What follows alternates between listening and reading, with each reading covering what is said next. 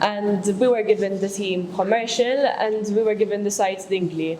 So we decided to create a farmers market to help farmers sell their local produce.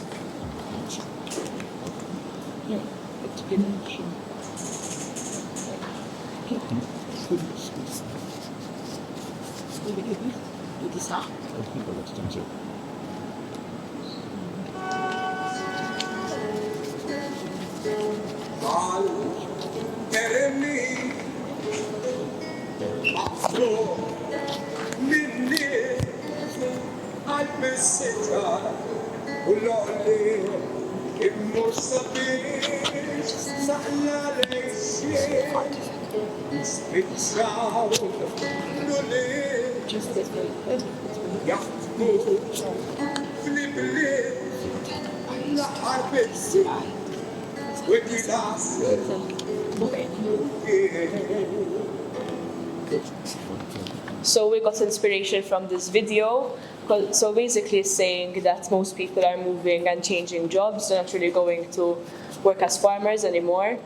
And we decided to make a farmers market to inspire other people to be farmers, since local produce is reducing, since there are less farmers now, and it creates pollution, to transport foreign produce to Malta.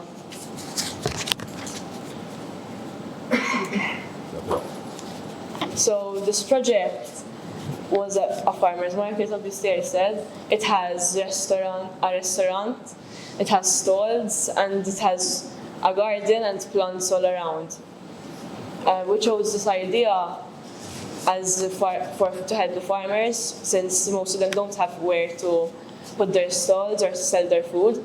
And we decided to make stalls for them.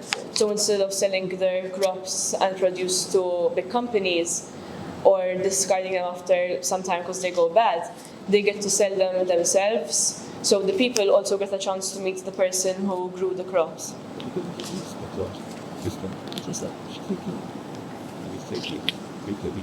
Hello, my name is Kaylen, and I'll be telling you about the project site. So we chose this area in Dingli, and our first idea was to refurbish the church near Dingli Cliffs, as well as add some shops so people could come and buy, and they could also see the church. However, we decided not to do it as we realized that it would block the view of the cliffs, so we decided to move it elsewhere. So, as Christine said, we are doing a farmers market. However, the idea of some stores and restaurants, etc., we didn't want to do it in one big building. Otherwise, it wouldn't fit in a place like Dingli, which is quite rural. So we found this area near the outskirts of Dingli, and it's also a great place as there's a bus stop nearby, and many people could either walk it as it's not too far from the center, or they could bike there. So this was our idea for how the market would look like.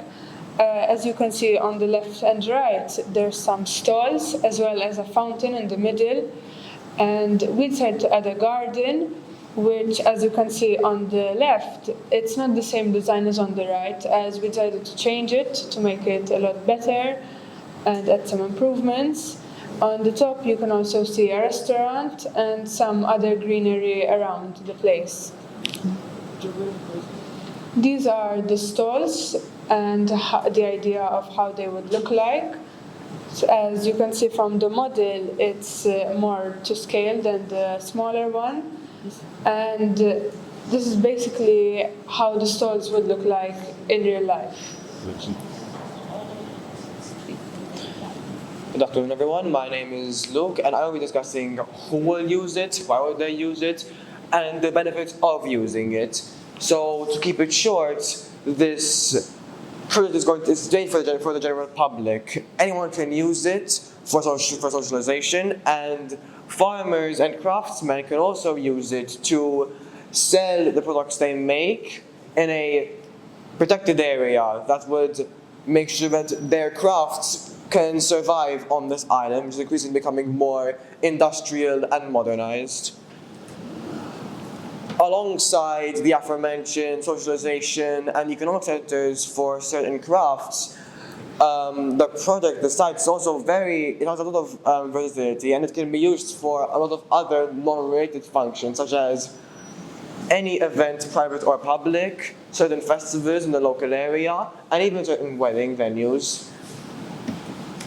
It has a lot of sustainable qualities that make it better for the environment as well as for the social benefit of the town and the economy. This includes, but is not short of, use in solar-powered methods of generating electricity for the restaurants, the stalls, and even the path lights for the evening hours, to avoid use of fossil-based power stations, and to give more independence to the site electricity-wise. Also, we can say that the community of the town will provide compost to keep the plants well fed in the garden as a form of natural fertilizer, which also help the community be more involved with the project that has been built in the area.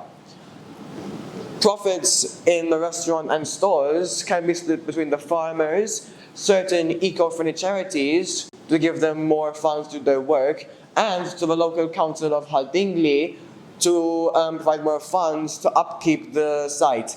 And last but certainly not least, heavy use of native plants and avoiding use of alien plants to not only to preserve their numbers in line with which is increasingly becoming more urbanized and grey and full of concrete, but also it can show for tourists to show the local flora of our island. I will now pass the mic over to Luke, who will explain the finances of the project.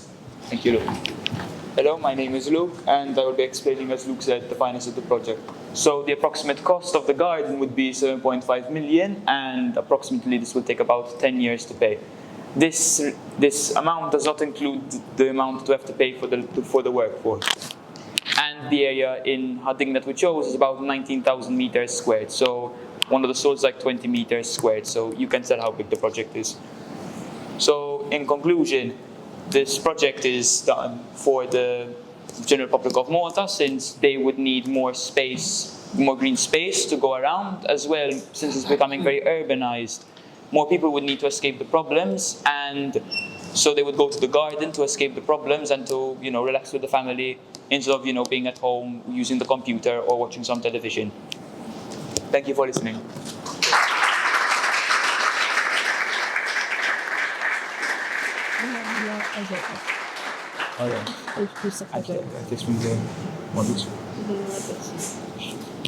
So the models, if I were to explain, we used styrofoam to make the buildings. So the big cubes are the stalls that we imagined. We also added benches, some potted plants, and some fountains as well. And as well, we added the windmill next to the restaurant, which we would build. Any questions? Well done, actually they deserve another round of applause.